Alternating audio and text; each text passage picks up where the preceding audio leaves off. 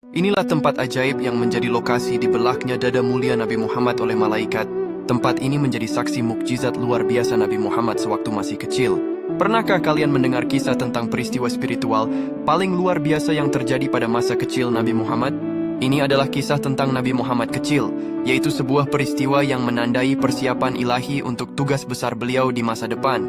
Peristiwa ajaib ini dahulu terjadi di Syi'bu Halimah atau Lembah Halimah, yaitu sebuah daerah pedalaman di sekitar Makkah. Daerah ini merupakan tempat tinggal kabilah Bani Sa'ad bin Bakar, di mana Nabi Muhammad diasuh oleh ibu susuan beliau, yaitu Halimah As-Sa'diyah. Dahulu ada tradisi bagi masyarakat kota untuk menitipkan bayi mereka di pedalaman agar tumbuh lebih sehat dan fasih berbahasa Arab murni. Secara geografis, lokasi ini adalah daerah perbukitan dan lembah gersang yang menjadi ciri khas padang pasir.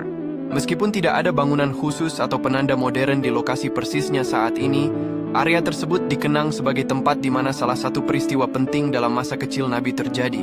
Nabi Muhammad mengalami pembelahan dada pada usia yang sangat muda, yaitu sekitar 4 hingga 5 tahun. Dahulu, beliau senang bermain-main bersama anak-anak lain di padang rumput dekat kemah keluarga Halimah.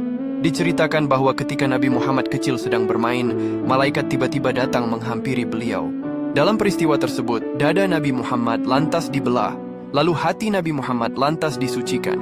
Sebuah bagian yang dianggap sebagai bagian setan atau al-alaqah al-syaitaniyah lantas dikeluarkan dari hatinya. Hati beliau kemudian dibersihkan dengan air zam-zam menggunakan bejana emas sebelum dikembalikan. Anak-anak yang menjadi teman bermain Nabi lantas berlarian ketakutan ke arah Halimah As-Sa'diyah untuk memberitahukan apa yang terjadi.